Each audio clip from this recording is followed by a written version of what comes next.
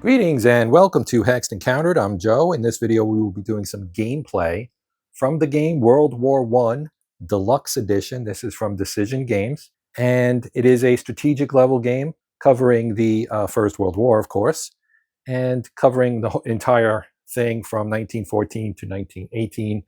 There's also a way to extend into 1919 if you wish, but we will probably simply play the base game. I'm not sure how far I will get. I will try to move things along fairly quickly. I did do a first look and rules review, which covered most of the high points, I would say, of the rules. I do want to first show you the map. So we're going to take a full look at the map top to bottom.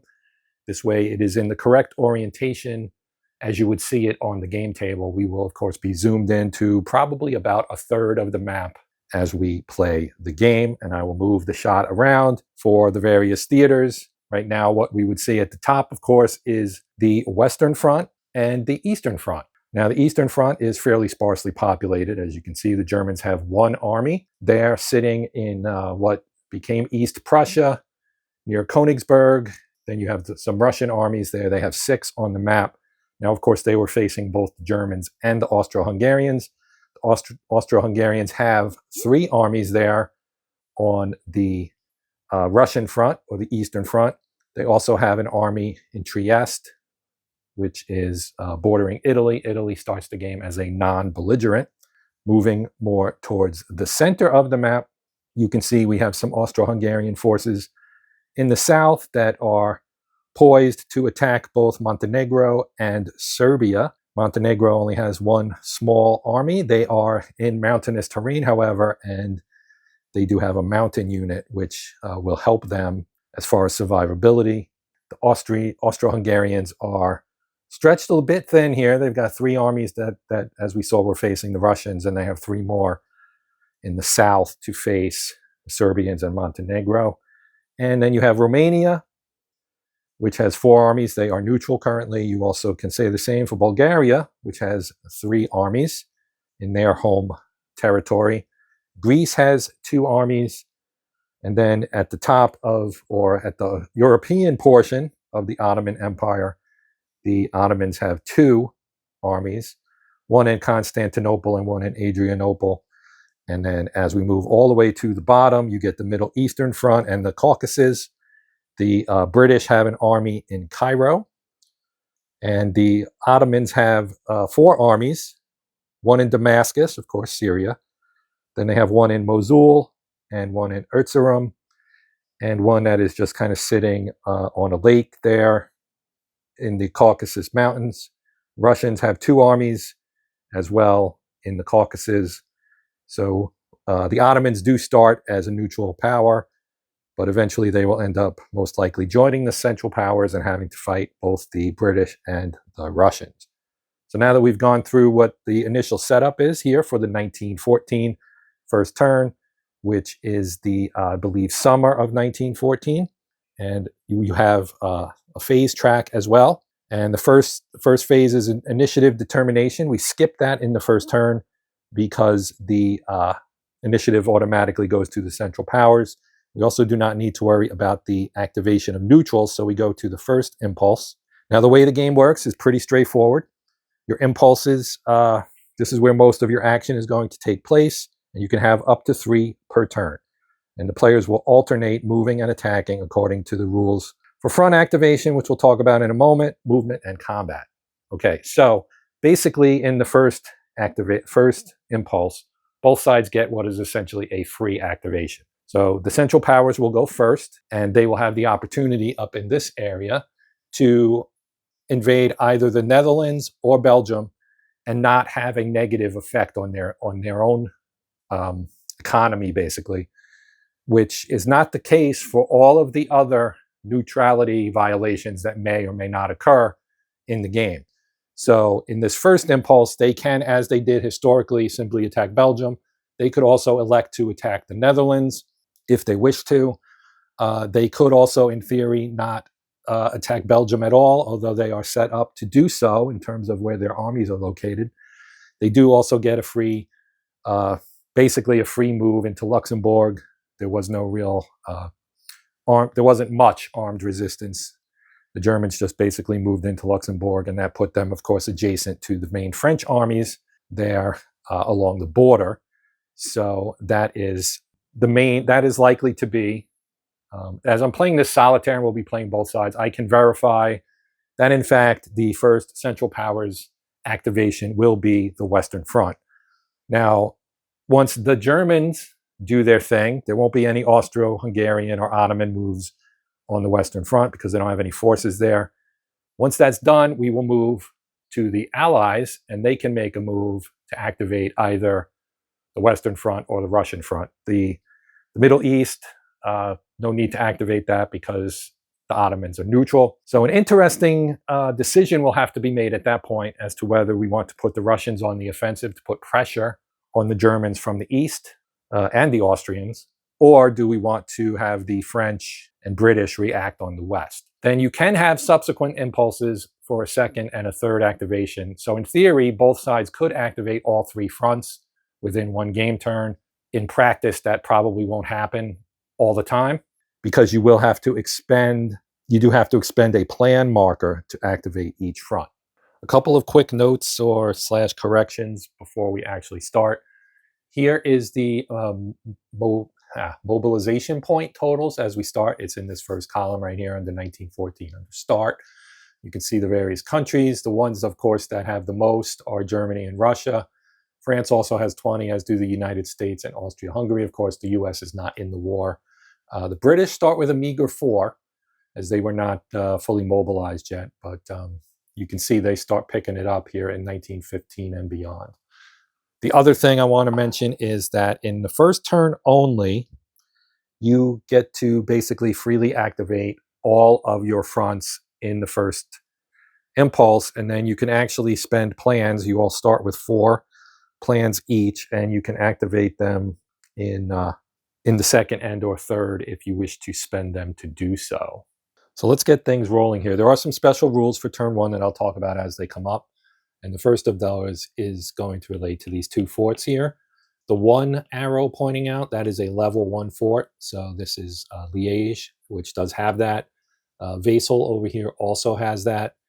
But up here in Antwerp, we actually have a level 2 because you can see 2 arrows. The same is true in Paris, actually has a level 3 fort. Down here, you've got a 2. Metz, I believe, is a 1. Well, that's Metz up there. This is Mulhausen. Right, then you've got like Posen is a 1, Glogau, Breslau is a 2, and so on. Warsaw's a 1, etc. Right, so first turn only for the Germans. You basically, if I said, okay, we're attacking this fort with, well, we should do movement first, I suppose. But basically, what's going to happen is this will defend with a strength of 1, and this will defend with a strength of 2. So the way combat works in this game, the differential is going to be a number. It's not an odds ratio. It's just, in this case, 4 attacking a 1 would be a +3. And up here, if it was this guy attacking Antwerp, that would be a +2. So that's how that works. Now, before we do that, we probably want to do movement. So I'm going to take this guy right here, the 9th Army, which is currently in the Strasbourg level 2 fort.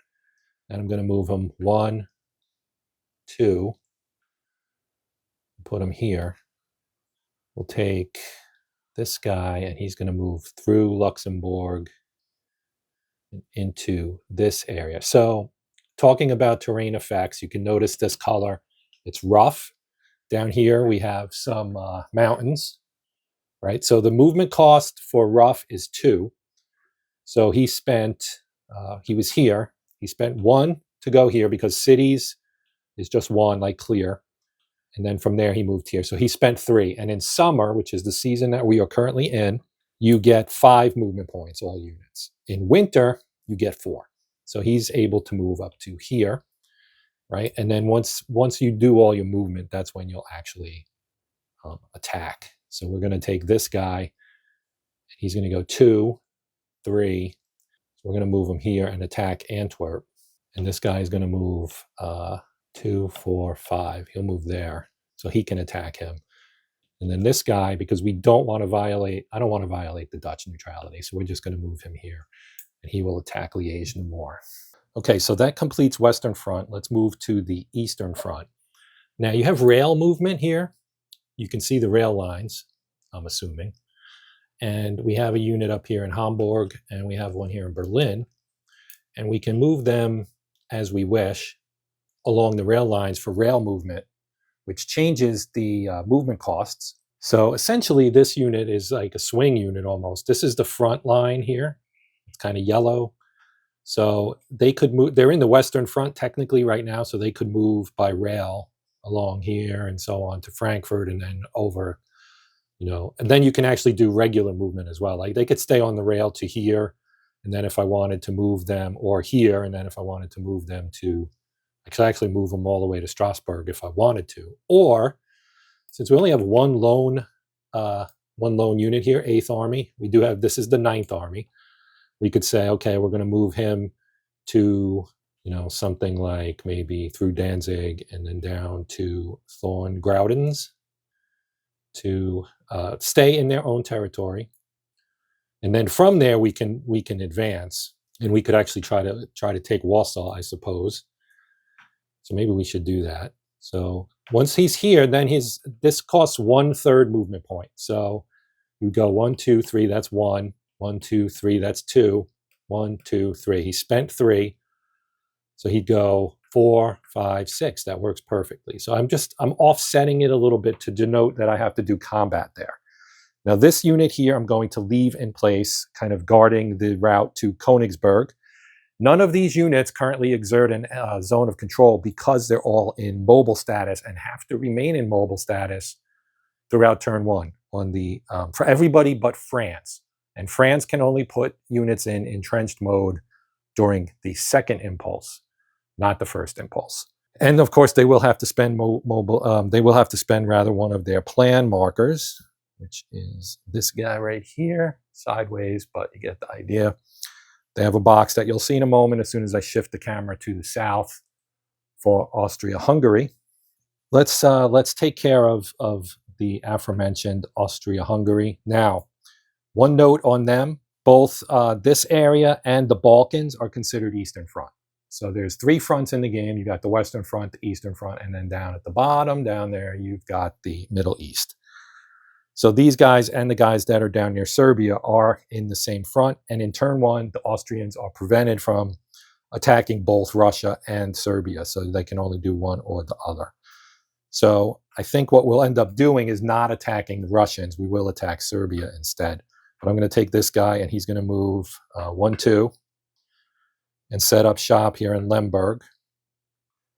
And then this guy I'm going to actually move up to Ivanograd and attack there.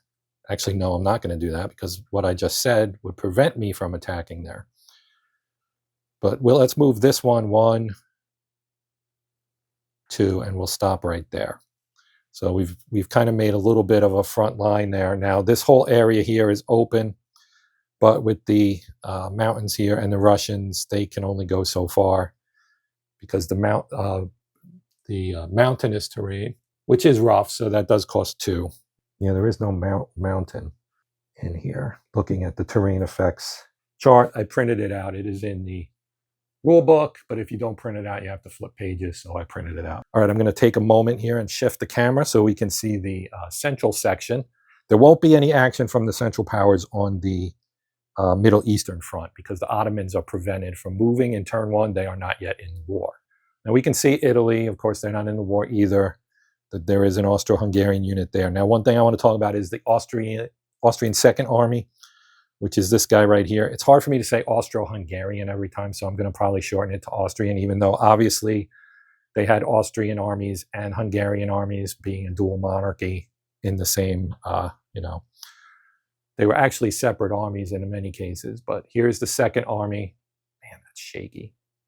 Anyway, you can elect to start it here in 21-22, or you can elect to start it up here in the 29 row. I forget the exact one, but you can basically place it either against the Russians or the Serbians, but you cannot use it in turn 1. So they're there in 21-22, and they will stay there in 21-22. Now we have this guy here, and they are in Belgrade, which is as you can see, a fort, a level 1 fort. So if I were to move these guys here, just for the sake of argument, that would be a differential of 0. And if we look at our combat result chart in the 0 column, there's attacker losses. If you roll 3 or less, they're either even or there's one where you lose more than the defender does. But if you roll a 6, look at this, you lose 4 and they lose none. So that's a tough road to hoe right there, and I'm not sure that that's what I want to do. What I will do, however, is I'm going to move them up anyway, but I'm going to do so in a way that they'll have to attack us, basically, speaking from the Central Powers side here. So where were they again? Are they here? I think they were there. So we're going to move 1, and then we're going to move 2, 3, and stop right there. Then this guy in Sarajevo is going to move 2 and stop here, and he will attack this unit. So I'm just going to slide him down a little bit more to indicate that there will be combat there. Now, that basically completes all the Central Power movement, so we would now move on to combat. And since we're already down here, I'll resolve the one combat that we're going to have. Now, we do have this Montenegrin unit here. They are in rough terrain. Okay, so looking at our terrain chart, you get a +1 defense bonus. So their strength is on defense. That's the second number. It's a 2. So we add 1 to that, and it's a 3. The Austrian attack is a 3. So this is, again, going to be a 0. But we're going to rough it, and we're going to give it a shot. Now, I do have my dice tower. I will probably do most of my rolling off camera just to keep things neat and tidy. And I'll pick the tower up and show you what I got. And we did get a good roll. We managed to pull a 1. So with a 1, if we look at our CRT, that is a 1-2 result. So they take 2 losses, and we take 1. Now, you can satisfy a loss by retreating, so that would obviously be what the Montenegrins would do here. Okay, so since we rolled a 1 and got a 1/2, the Austrians can spend 1 mobilization point, which you can't see, but they have 20. I'm going to move them to 19. There are also France and the United States with 20. So Austria-Hungary now has 19 mobilization points. The Montenegrins have none. They don't have any MPs. They have to either they can either retreat, or they could have flipped from entrenched to mobile, but they're not entrenched. So they have to retreat 2 hexes. They can't retreat into Albania. Albania is neutral. So they could go 1, 2, and retreat into Serbia, which is really the only option open to them. And that means the Austrians can advance into Montenegro and capture that hex there. And because they spent the 1 point, they don't lose. Now, the only reason that was available to Montenegro is their defense rating of 2. If they had a defense rating of 1, that would not have been an option, and the unit would have been eliminated.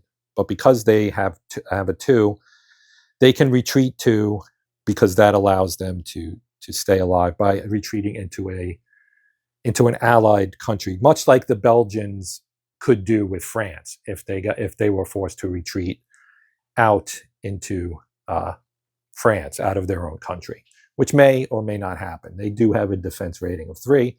And speaking of Belgium, let's move the shot up the map and resolve those combats. Okay, we'll start with the empty fortress here. So the German attack rating's a 4. The fortress defends at a 1. So the differential there is 3. So let me roll my die. And we got a 3.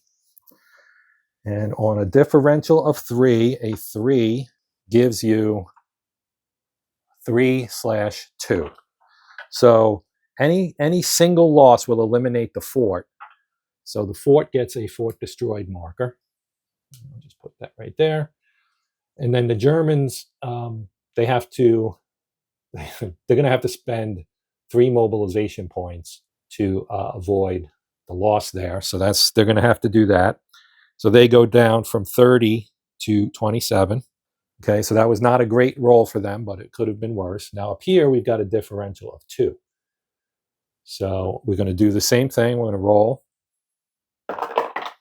And that time we got a 5, and a 5 is a 3-1. So that still eliminates the fort based on the special rules of turn 1.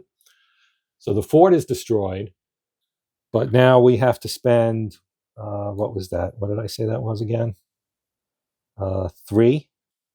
You have to spend 3 more points there. So that brings the Germans down to 24. You can see how you can quickly lose a lot of mobilization points. But it's either that or lose the unit entirely, which is, of course, no good thing. Okay, so now we've got Brussels, and it's a city. But cities don't give you any advantages on the defense. They have a 0 defense bonus. So the Germans will be attacking with a 4, so it is a +2 differential. And again, a solid roll will be a low one, and they got a 4. And a 4 on a +2 is, again, a 3-1. So the Belgians now have the choice to essentially retreat, which is what they have to do. And the Germans will move up, and they will have to spend another 3, knocking them all the way down to 21. So that satisfies all of the combat here. Now, taking Brussels was a big deal for the Germans because this is the only MP source. You see the factory there. This is the only mobilization point source for Belgium. So they're not going to be able to pick up any mobilization points. It also means that they currently have, I think, 4. Yeah, they have 4 mobilization points. So if they should get down to 0 by losing, avoiding losses and so on, then the Allies would have to make a check to see if they surrender. And without any mobilization points, that's going to be like a 33% chance on the first attempt, I believe. So, and we'll get into that once we get to the strategic warfare phase, which does not take place until after all of the impulses are done. So we have another attack to do over here with the Germans attacking Warsaw. So this is a 4-1. So again, a +3. And again, there is no terrain bonus. And they rolled a 1. As you can see, it's a 1. And that on a +3, a 1 is a 1/3. So the Germans will, of course, have to pay another mobilization point, which takes them down to 20. But the fort is destroyed. And I'm going to run out of fort destroyed markers. But the Germans capture Warsaw, which is also a resource hex. Yeah, that's good. Is that on here? Yeah, mobilization center. So not a resource, but a mobilization center. And then you also have objective hexes, which are the little flags. And I see one on Baghdad in Jerusalem and across the Suez Canal. But there's probably more in Europe. I just don't see any at the moment. Oh, there's one, Venice. Okay, so that, I think, completes all of the attacks. I could, if I wanted to, perhaps do down right down here, which is off camera because I already changed the shot. I had one more Austro-Hungarian unit that could have attacked the Serbians, but I'm going to pass on that. They're in rough terrain. Their defense is a 4. The Austro-Hungarian army's attack is a 3, so we'd be looking at a -1, really a -2, but anything less than -1 stays -1. And the odds for having a successful attack there are fairly low. I mean, if you roll a 4, 5, or a 6, then you take 2 losses and the enemy takes 0. So that's not a good thing. I mean, the main point would be to try to drain Serbia's mobilization points. So we're just going to say that we're not. Well, now I'm tempted to try it because of the -1. You know what? Let's live dangerously. Austrians have 19 mobilization points. Serbia only has 6. So if we can force them to either retreat or take an MP loss. That would be to our benefit. So let's take whoops, that fell off the table. And it's a 4, which means they don't get anything, and Austrians lose 2 mobilization points, taking them down to 17. So bad move, but worth a shot, I think, in my opinion. Okay, so now that we've done that, we're going to switch over to the Allied side and have them decide what they're going to do. So the first thing I'll do is I'm going to take this British unit that's up in Calais, and we can use rail movement. That would be 1, 2, 1, and then another third, and then they can maybe stop there. It's either go there or go here, but that's a bad move because then you would set them up for attacks on both sides. So they're going to stop right there to provide support to Belgium, just as they did historically. Then the French can move into Germany and attack in Germany, but that's all they can do. They can't attack, they have to attack into Germany, so they can't attack this unit, for example. They can attack these 2 German units, but they can't attack anybody that's not in Germany. That's their Plan 17 rule there, so we don't need to determine yet what we're going to do as far as attacks. So the French are probably not going to move anybody. We do have a French Empire transit. So there's a box called the French, the British, the Americans, and the Russians. And the Ottomans all have this, which is used to move units from various fronts. So this connects to rail lines leading from eastern France to the North Sea and the Mediterranean. So we could bring them in here, right, coming from eastern France, and then they can move on the rail lines. So you get 1, 2, 3, that's 1. 1, 2, 3, that's 2. 1, 2, 3, that's 3. And then they can move up here, which would be cost 2, and that's 5. So that enables us to do that. Now because they had them in the transit box, that is a completely legal move. So that will probably finish up the movement over here on the Western Front. Now let's talk about the Eastern Front. So we have the Russians here. Let's move this guy up. And we're also going to move this guy. Now he moved to Marsh, and Marsh is two movement points, but they have 5, so it's not a big deal. Now if we do 1, 2, 3, 4, I think we can maybe get a concentric attack here. And then we can do the same thing, 1, 2, 1, 2, 3, because again, the EZOC doesn't exist. And maybe 1, 2, we want to start pushing in behind maybe, 3, 4, 5, let's do this. See if we can cause them some problems here from the Russian side. So that would take care of the Russian movement. And now I'll shift the camera, and actually, you know what? I'm not even going to shift the camera. I'm going to pause, and I will move my units for Serbia, which won't be much. We'll move a little bit, but not too much. So actually, you know what? I will show it because it's going to be really quick. Okay, so we're going to take this guy, and he's going to move up here and attack Peterwardein, and then this one's just going to move up to Belgrade. That's it. He's not moving, and we're not moving the Montenegrin unit, and that's it. None of these other units are even in the war yet, so we don't have to worry about it. So now we will go to the combat phase, and since we're already down here, we'll start right here in Peterwardein.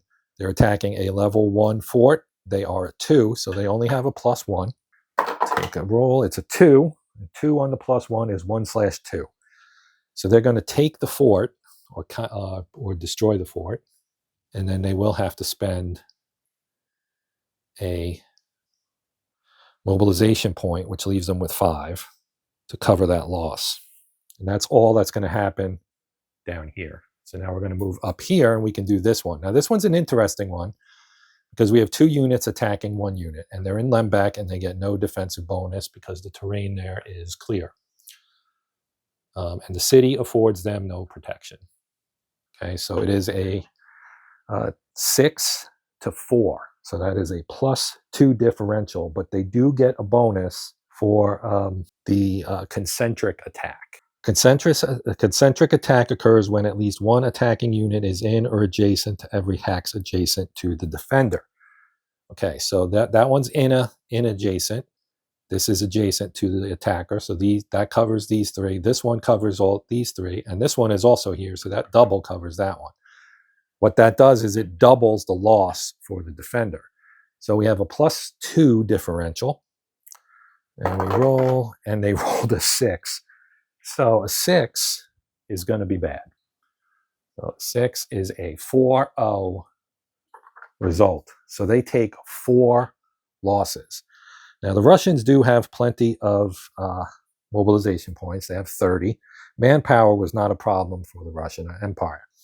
So they are going to use all 4 and go down to 26 rather than retreat or obviously take any losses. But the Austrians lose nothing, and so they live to fight another day. Okay, now let's move up and, the Russians are required to make 2 attacks on the enemy in the first turn. So they have to attack 2 hexes or forts. Now they're going to satisfy that because we're also going to attack the Germans up here. Now this is going to end up being a 0 differential, because this one is not going to be a concentric attack because I stupidly didn't move this guy here, right? So, and double 0 is of course still 0. So this is a 6 to 6, so it's going to be a 0. So let's roll. We could chalk that up to Russian incompetence or something, a mistake by one of their generals. Oof. They rolled a 6 as well, and then a differential of 0 or 1 or 2. Yeah, the differential still would have been 0 even in a concentric attack, so it ended up not mattering, but they're also going to lose 4 more there, take them down to 22. Actually, they'll take 24 and they'll retreat. They can do this. They'll retreat a hex each to back off and only spend 2 mobilization points that way. So that's actually a better move for them. And in fact, they could have retreated 2, I think. And yeah, so let's just do this and we won't lose any. We'll put them here. We won't lose any. Actually, that would not be 2 away. They have to go here. Okay. So that keeps them at 26. And I could have done that down here, but I feel like they would be a little bit more aggressive in Austrian territory, perhaps, until they can use their mobilization points to start bringing on some of their other manpower, of which they have a lot. Oh, and I forgot to do, they also have a unit in the transit, so I'm gonna cheat because I forgot, and I'm gonna move this guy onto the eastern front here. So Eastern Russian map edge, so they can move in from. We'll move them in from Kiev because that's actually in shot and you can see it. So it would be 1, 2, 3 is 2. 1, 2, 3 is 3. 1, 2, 3. That would be 4. And they'll go in there and stop. And they won't attack because I'm not going to give them that advantage. So that ends that. And now we'll do the Western Front to finish this off. All right, so now let's do our combat here. And it really depends on what we want to do. So we have to, now these 2 can combine and create a 1-to-1 attack on Brussels. That's worth doing because of the importance of Brussels. If they can get a really good result, which is hard to do, and in fact might be impossible to do because the Germans will not retreat. So that would be a 0 differential. The best they can do is 2 losses by rolling either a 1 or a 3. So let's see what they get. They got a 2, and that a 2 is a 1-1. So both sides will spend 1 loss point, or 1 MP rather, to eliminate 1 loss point. That means the British go down to 3.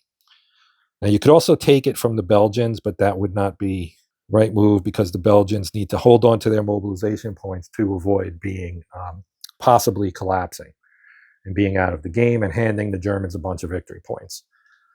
Okay, so now let's do some attacks into Germany. So we have a level 2 fort here at Metz. And then we have this resource hex here, which might be better. That's Essen, I believe. Saarbrücken. Sorry, wrong city. My German geography not great in that instance there. Anyway, moving on. So Saarbrücken, we're going to attack. We can attack Saarbrücken, or we can do Metz and just pile up, get 12 to 8, which would be a +4. So maybe we'll do that. So a +4 is a pretty solid attacking strength where you can inflict some serious damage if you roll low. So that's what the French will do. And they rolled low. They rolled a 2, and a 2. 2s are bad. Even ones are bad, I guess. Well, at least 2 is. Even with a +4, that's a 2-2. So the French will, of course, not retreat and take the 2 losses, leaving them with 18 MPs. And the Germans will do the same, leaving them with 16 MPs. We've got a nice little pile up here. The Americans have 20. No one's left with 19. Then you have France at 18, the Austrians at 17, the Germans at 16, and the Italians at 15. That might be, so this one, and that one all attacked. We could attack here, but that's going to be bad odds because actually it's not. They're not in a fortress. And I turn them around. So they can attack the 7th Army, but it's going to be a 4. It's going to be a -1 attack. So I think they probably, well, you know what? Boldness. Boldness is always good, right? Except when it isn't. We rolled a 4. And a 4 in a -1 is a 2-0. So rather than retreat again, the French are going to spend 2 points. That drops them down to 16, where they join the Germans. Both of them at 16. So the Germans expended 14 mobilization points that turn without doing anything you could really call useful, like building a new unit. Now, we go to the second impulse, and if the Germans or the Central Powers want to do something in this impulse, they could, of course, expend a plan and take advantage of the fact that nobody is yet entrenched to try and do some more stuff. That's an interesting question, because if we look, say, here, they could move this unit up, they can move that unit up. That might be worth doing. So let's do that. So the Germans are going to take one of their plan, or one of their Central Power plan markers, looks like this, and they're going to spend it, and that is going to put it in effect, and that will activate the Western Front. I'm going to use it for the Western Front. So the Western Front is activated for the second impulse. So what we'll do now is we're just going to take this unit and we're going to move it here. And we're going to move this unit here. Now we've got a nice solid, mostly solid line. And that's all the movement we'll do, because now what we're going to do is we're going to attack. So we've got 8 attacking 3. That is a +5, right? We want to continue to punish the Belgians in the hope of knocking them out. So a +5 gives you some solid choices, but you can also take a whole lot of losses. You're on your own. Now, they are in clear terrain, which isn't great for them. But +5, if we roll a 1, that would be the ideal result. Anything else going up the scale is going to be a problem. We rolled a 2. So a 2 is not great. A 3 would have been better, actually. So that is a 3/3. Okay, so in this case, they're going to retreat. They're going to retreat this 2, 1, 2, right, back here to, maybe just to Calais, which means the Germans can move up, and they will. But they have to spend, the Germans, well, the Belgians have to spend 1 point. Actually, they have 3. They have a defense of 3. I think that means they could retreat 3 hexes and not spend a point. Okay, so they can retreat 3. So they were here, and they need to retreat towards a mobilization hex, I believe. So they have, or a supply source rather. So they're going to have to, they have to go 3. So if they went 1, 2, well, they couldn't really do that. They'd go 1, 2, 3, because that brings them closer to both Le Havre and Paris. So that's where they'll go. So they'll go there. Now, before you think, oh, retreating is a great way to avoid losses, the Germans can actually follow them, and they can advance 3 as well. So they could go here and then here as well if they wanted to. Now, the tricky part is they're still immobile. So I think it might be better to go either to Lille to take that mobilization point away from France, or to go here and take the resource points away. So let me think about that for a moment. Okay, and thinking about it, I have to follow the path they took, so I would have to stop either here or in Calais. And I think I'm going to stop in Lille because of the supply line. It's still connected. Like the British could cut it, but if I was here, then the British could cut it more easily by moving up to Lille. Of course, that opens up this whole area for the Germans to pour through. So I do want to take that mobilization point though. So we're gonna sit there, and now we're going to continue, and we need to attack. We need to make the French take some losses here, because they will be able to entrench if they activate on the second impulse, which I would assume should. And that is probably what I'm going to plan. So what we're going to do here is we're going to have this unit attack the British and hope we get lucky. That will be a -1 attack. They don't get a benefit for terrain, but they do have a 6 defense as opposed to a 4 attack. So that would be a -1. So let me think about this again before I do it. The British don't have a lot of resource points. So let's do it. This is kind of a dumb move. If I roll a 1 or a 2 or even a 3, I mean, a 3 is not ideal, but 1, 2, or 3 are acceptable here. And of course, we rolled a 5. So Germans have to spend 2 points, taking them down to 14. So that was not great. And now we move on to the next attack. So that one failed. We'll have, let's see, let's take these guys. Maybe we should just do a 1-to-1, because a +1 actually gives you better odds than a +5, although a +5 guarantees the French take at least 1 loss. The problem is, the benefit, here's the thing, if I combine these two, that's 8, attacking 3, that's a +5. If I roll a 1, it's 4 loss points. And if it's 4 loss points, it's greater than their defense and they are eliminated. So that is a big deal. So let's do it. We need a 1. So I'm going to roll on camera for luck. Oh my God. I'm afraid to show it. Oh, brutal loss for the Germans. 5/1. Okay, so the French will expend 1, taking them to 15. Germans will have to expend 5, which will bring them all the way down to 9. Okay, so now these 3 have all attacked and cannot attack again. So we're going to try it again here, attacking that one. Same thing, it's in the 5 column. And it was a 5, which is a 3-to-1.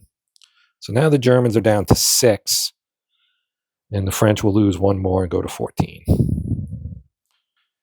That is brutal. And we just have 1 left, which is here. We might as well try to crack this bottom part of the line. It's a 4-to-5, so that's a -1, but it's worth a try. And we rolled a 5, and that's going to be a 2. So the Germans are actually down to 4 mobilization points. They took a beating in that round, an absolute beating. All the rolls were high. All right, so now it's up to the Allies, because we only activated the Western Front. So you don't get to move anything on the East or in the Middle East. You're limited to the 1 front. The British or Allies, the markers are colored the same as the British units. So I always think of them as being British markers, but they're going to activate the Western Front. And this one gets expended now. Right, take that off the map. That's the German marker that I just moved, or the Central Powers. So the Western Allies are activating the Western Front. Here during the movement phase, they're going to flip all of these units to their entrenched sides. It's time for the French to dig in. So the benefit of entrenching is you can absorb a loss point without retreating by flipping mobile, and you get a bonus. Your defense rating goes up, and you also get a bonus. So that is good stuff, of course. And that's why they settled into trench warfare for the better part of nearly 4 years or so. Yeah, so that's going to take care of that. Now, we could attack. And again, it's like, should the British attack Brussels? Given they have, what do they have, 4 or 3? They have 3 points left. They, yeah, I don't know. They will get more, right? Or actually, do they get more? I'm not sure. I'd have to check. But yeah, that's rough. So I think we will not attack for the British. I mean, they do have 2 German units. They could attack Brussels in the hopes of dislodging, but they'd be attacking at a -1. Really a -2, but of course -1. And so no matter what the result is, they will lose. They will take at least 1 loss point, and probably 2. You get a 67% chance of having 2, and the most they can inflict on the Germans is 1. So it's probably not worth it. The Germans also have 4, but they can spend it, and they're going to get some points here. We go to the 3rd impulse, and this would be like an opportunity to spend another plan point if we wanted to, but I think we're going to hold on to it. And we will also hold on to it for the Allies. I don't think they really have a lot they can do. The Russians could attack again, but I feel like we want to use the strategic warfare phase and mobilization phase, and I also want to show them here and wrap this up since we're getting long. So we're going to go to the strategic warfare phase. So I want to talk about real quick this naval marker. So one of the things you can do in your strategic phase here is play this naval marker for the Central Powers. The Allies also have one, and what happens is you do a die roll, and basically you run the risk. I mean, it's a risk-reward kind of situation, and let me see if I can find the table to show you what it does. Here, Naval Campaign Table, right? So it's activated when the Central Powers plays it. So if they initiate it, the Allies would have the option to play theirs or not, and they probably would. And you can see here that you have a 50% chance of an Allied victory, which would mean Germany loses 5 MPs, which is terrible because it moved them to 0 and set them on the path to potential collapse. I mean, they'll recover, but it's just generally not a good thing to do. 4, of course, does nothing. And then you have 2 options that would actually take the British down to 0 and give the Germans 5 additional MPs, but that's only a 33% chance. So I'm electing to not do that for the Central Powers. So the next thing we would do is move on to checking if the Belgians can avoid collapse. So this is a big deal. Now, the Allies have 3 national will markers. They look like this, and they can spend 1 to prevent Belgium from having to take the roll. Now, the way the roll works is they've lost Brussels, so that's why they're in this situation. Having lost Brussels, they lose their MP and their capital, right? Because their mobilization points are all in Brussels. If you look at Brussels, you can see the little factory there. So what that means is they would have to roll a 3 or higher on their 1d6 roll. So you have a 33% chance of collapse if the Allies don't spend the national will marker. Now, the national will marker, just to kind of explain what it does. So there are 3 uses for a national will marker, and this is why they're valuable. You can do a big push, which automatically initiates both the 2nd and 3rd impulses on all fronts. That's massive, because it allows you to conduct, obviously, more offensives. And you gain 1 mobilization point per hex that you enter. So you can get yourself a decent amount of MPs by doing the big push and being successful at it, of course. Second thing you can do is total mobilization, which gives you a nice big economic boost. So if you're running low on MPs, you can play a national will marker during the mobilization phase to declare total mobilization, and that will increase your MP income from your home mobilization hexes by 50%, and you round up. So for someone like Germany, that's a big deal because, or Russia's base is, I think, 30, so they would get like 15 extra. And Germany is also base 30, I think, so they would also get a bunch as well. And then, of course, the other one is the national rally, which is what the Allies would be using for Belgium. So what I am going to say is we're going to risk it. We're going to have Belgium make the roll. I think the national will markers are more, and they limit you to get a new one. You basically have to kind of stand pat and not do much. It costs you big in a turn. They rolled a 2, so it actually failed. So just to prove it, there's the 2. Okay, so Belgium collapsed. It's not the same as surrendering. So I did check the rules there. And they keep their army, but since they've collapsed, they go to 0 mobilization points.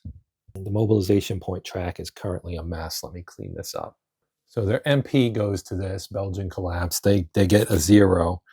Now they will, on the next turn, they would have to take a check for surrendering, and the Allies can expend 1 mobilization point transfer.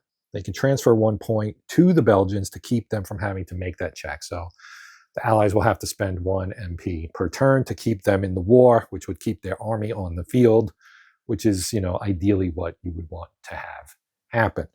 So now we move to the 7th phase of the turn, which is the mobilization phase. And what this does is basically you get your points from your economic harvest, so to speak, and you can also build armies for turn 2, which is the winter turn of 1914. So using Germany as an example, you look at all of the factories here. They all are a 5 points. So they didn't lose any. So they got 1, 2, 3, 4, 5, 6. So that would be 30. That's their 30 points. They get a 5-point bonus as well from the mobilization schedule, which is where is it? Is it on here?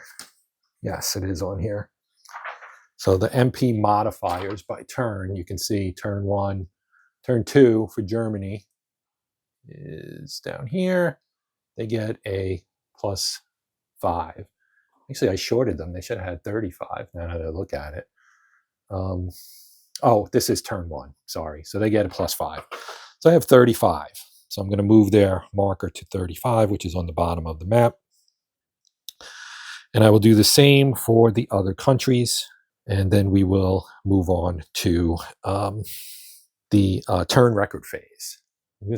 I'll calculate it all, give you the totals, and then we're going to probably wrap this up. Okay, so I miscounted. So you get 5 for each mobilization point and for each resource point. So like Glogau, Breslau over here, the pickaxe and shovel, that's a resource point. Over here, we have another one in Metz. Actually, no, not Metz. In Saarbrücken. So they've got one here. Cologne is both a mobilization and a resource. So you have 5, 10, 20, 25, 30, 35, 40, 45, and I'm missing one, 50 from Munich.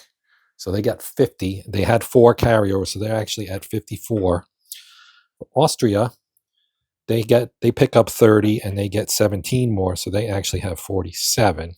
Now the British, they get they have 4 from their imperial resources, none on the map. So they get 20, and they carried over 3, so they're at 23. The French get 10 from their imperial resources. Now they lost Lille, so they don't get the points for that. So they get 5 here. They get 5 here, and then they also get 5 for Verdun. No, Verdun is actually not. They get 5 for Nancy, and Limoges is 5 more. So they get 1, 2, 3, and 4. So 20, they get 30. So they go from 4 to 34. And who's left? Serbia. Serbia gets just 1. They only have 1, I think. Yes. So they get 5. So they go from 5 to 10. And then most of these other countries are not belligerents, so they don't get any. Russia lost Warsaw, so they lost 1 there. But looking at Russia, I'm looking at this map that's in the book, which makes it a little easier to see. They get, got to count this up. They get 1 for Kiev. Well, I don't have as many as I thought. They get 1 for Kiev. They would get 1 for Warsaw, but they don't control it anymore. So they get 15, I think, is what it looks like here. So they go from 26 to 41. And now we come to the point where we can spend our mobilization points. Okay, so it's time to spend our points here. So we're going to have the Germans bring in some armies first. So each army costs 5 points, and they have to land on a mobilization point. So we're going to bring on the 10th Army for Berlin. The 11th Army will go to Leipzig. And the 12th Army will go Frankfurt. That's 15. Maybe that's good enough for now, because I can send these 2 to the east and that one to the west. And I think that's good enough. So let's move to Austria now. They also can use some extra armies. So we've got the, let's see, what do we got here? We'll buy the 8th Army and put them in Budapest. And we'll buy the 10th Army and put them in Vienna. And I could buy 1 more and put it in Graz if I wanted to, but that's 10. So the Germans spent 15, taking them down to 39. The Austrians spent 10, taking them down to 38. Then we'll have the Germans buy a plan marker, which costs 1, to bring us back up to 4. So that leaves them at 38 as well. So both Austria, Hungary, and Germany are at 38. Now we'll do the Allies. We'll start with the British. We should build something else here for them, perhaps. I'm not sure what we want to do here. We'll build the 1st Army, which costs 5, and the British have 23, so that'll knock them down to 18. They're also going to transfer 1 to Belgium, so Belgium has 1 MP, and the British have 17, and their army deploys, which is this army. It's going to deploy in their British Empire transit box, which will allow them to move it wherever they want. France, which has 34, is going to build some armies as well. They will build, let's see, what do we want to build here? The 6th and the 7th. We'll just build 2 for 10. So we'll put 1 on Paris, 1 on the Maget. And that it brings them down to 24. Serbia, I don't know if Serbia even has any other units they can buy on. I don't think they do. So they're kind of stuck where they are. We'll have the French pay for their plan marker, so they can get their plan marker back. So they have 4 as well. And that is the end of the the Russians. Can't forget the Russians. They have lots of men that they can push out here. They'll buy the 10th, and we'll put them. Do they even have any mobilization points? I guess we have to put them on their transit. So they're going to buy 2. Since what do they have? Russia has 41, so they'll go down to 31. And they'll put the 10th and 11th armies out. Now that's the end of the turn. We go to the turn record phase, and we get ready for turn 2, winter 1914. There'll be winter rules in effect. I will do another video on that. This is a very intriguing and fun game. I'm really enjoying this. So you can look forward to another video, whether you want one or not. But I do thank you for watching this one. That is going to do it for now. I appreciate the watch. Hope you enjoyed it. Hope you'll come back and check out something else in the future. While you're here, please consider liking, sharing, hyping the video, or perhaps even becoming a channel subscriber if you are not already. And if you are, you can click the bell and get notified when new videos are added. So again, thank you for watching. To all my channel members, shout out. Appreciate the support, as always. Thank you very much. But that is it for this one. I'm Joe. This is the Hexed and Countered channel, and until next time, as always, happy gaming.